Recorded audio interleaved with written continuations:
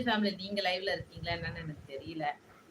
ஒருத்தர் வந்து சும்மா அதையே சொல்லிக்கிட்டு இருக்காரு. சொல்லுங்க. எதுக்கு அப்படி? அ நான் இப்பயும் சொல்றேன். ரொம்ப ஹார்ட் பண்ணி, ரொம்ப கஷ்டப்பட்டுலாம் ஒரு சேனல்ல நீங்க வந்து பார்க்கணுன்றதெல்லாம் கிடையாது. ஒரு சேனல் உங்களுக்கு பார்க்க விருப்பப்பட்டா, ஒரு சேனல பாருங்க. அப்படி இல்லையா, அந்த சேனல பார்க்கவே வேண்டாம்.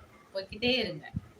சரியா? அத விட்டுட்டு அப்படி, இப்படின்னு அத ஒரு பேசுறதுக்குன்னே ஒரு டீம் இருக்காங்க போல.